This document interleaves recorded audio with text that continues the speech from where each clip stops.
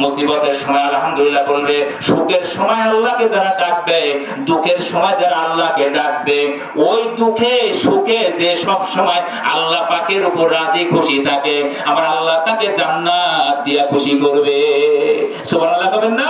হযরতে বেলাল রাদিয়াল্লাহু তাআলা আনহু ঈমান আনার অপরাধে উমাইয়া সেই এমন মারা মারলো, হাতের মধ্যে শিকল পরাইলো, পায়ের মধ্যে শিকল পরাইয়া এরকম বুকের উপরে পাথর চাপা দিয়েছে। এরকম যুবকরা টেনে পিটা শুরু করে, হয় কালমা ছাড়বি না হয় পিটন খায় মরবি, হয় কালমা ছাড়বি না হয় পিটন খায় মরবি।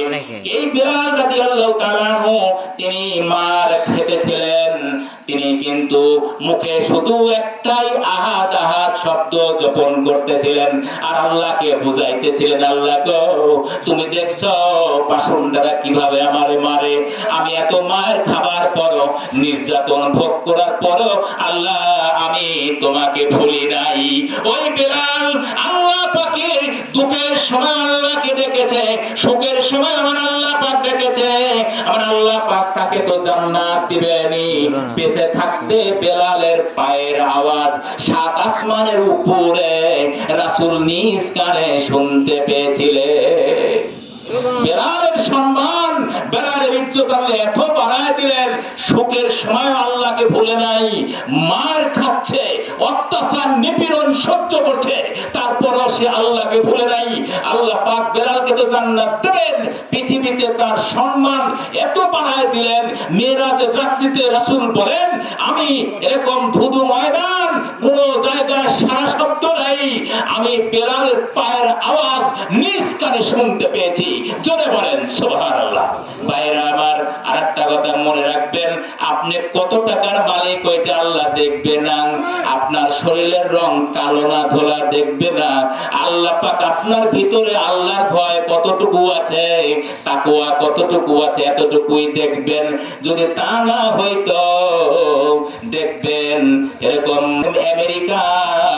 আমেরিকার প্রেসিডেন্ট ডোনাল্ড ট্রাম্প লাল টকটকে গোলাপ ফুল, যেন টোকা দিলে রক্ত পড়বে।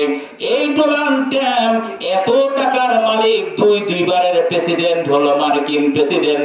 ইচ্ছে করলে আমার আল্লাহ পাক সৌন্দর্যের কারণে তারে জান্নাত দিতে পারত, কিন্তু না না না না, কোন ব্যক্তি যতক্ষণ পর্যন্ত ঈমানের তাকওয়া অন্তরে প্রবেশ না করাবে, আমার আল্লাহ পাকের কাছে তার কোনো দাম নাই।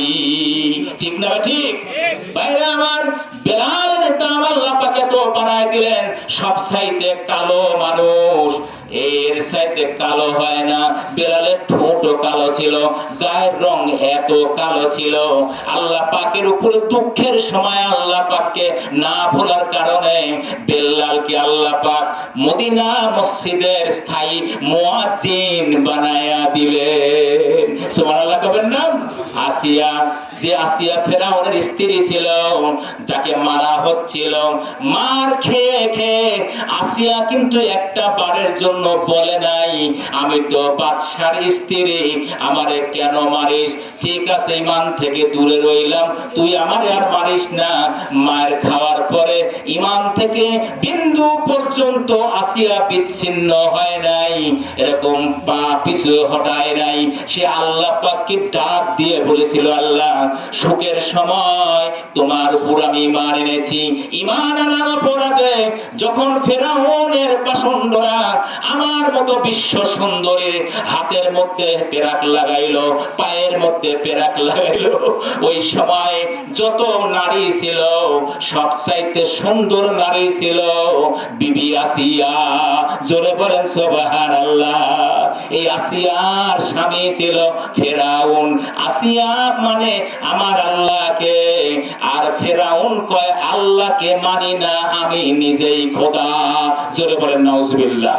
এই ফেরাউনের যখন অত্যাচার নিপীড়ন সহ্য করতে গিয়া যখন বালুর মধ্যে তখন মারতেছিল, তিনি অত্যন্ত আফসোস করে আল্লাহর কাছে বলেছিল, আল্লাহ আমাকে আমাকে ফেরাউন অত্যাচার করতেছে, নির্যাতন করতেছে, আল্লাহ তুমি আমার স্বামীর উপর গজব দিও না, তুমি আমাকে উঠায় নাও।